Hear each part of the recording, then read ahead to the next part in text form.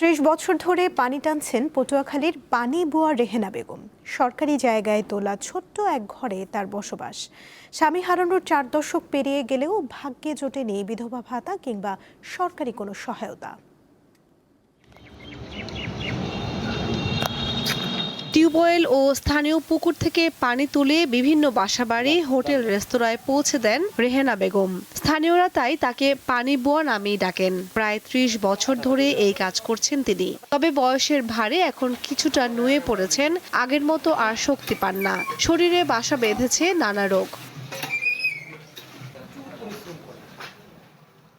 একমাত্র সন্তানকে নিয়ে পটুয়াখালীর টিয়াখালী ইউনিয়নের নাস্তাপাড়া কলোনির একটি জরাজীর্ণ ঘরে বাস করেন ৫৬ বছর বয়সী রেহেনা বেগম। শুরুতে নিজে কলসি বহন করলেও এখন ভ্যানে করে চলছে তার পানি টানার কাজ।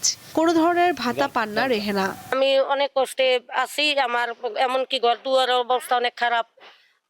বৃষ্টি এলে পানি পড়ে, আমার নিজেরও স্বাস্থ্য ভালো না। আমি একটা ভ্যান গাড়ি দিয়ে পানি টেনি, গাড়িটাও আমার নষ্ট হয়ে গেছে।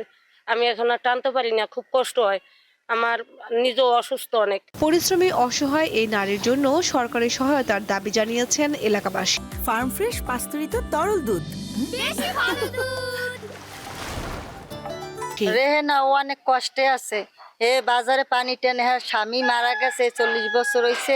ওইটা ছোট বাচ্চা লইয়া আজ পোলাটা একটু বড় হয়েছে, এখন একটু খাড়ে পেটে খায়। একটা গাড়িটা নিয়ে ভাঙ্গা চুরো।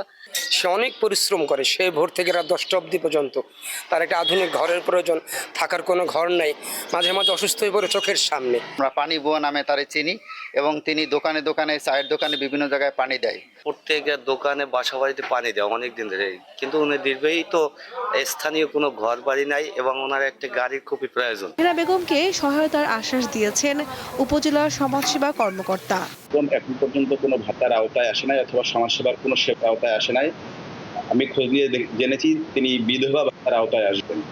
আমরা অতি দ্রুতই তাকে বিধবা ভাতার আওতায় আনার চেষ্টা করব। শুধু পানি বুয়া রেহেনা বেগম নয়, তার মতো সমাজের অসহায় হতদরিদ্রদের পাশে দাঁড়াতে সমাজের বিত্তবানদের প্রতি আহ্বান জানিয়েছেন সচেতন মহল।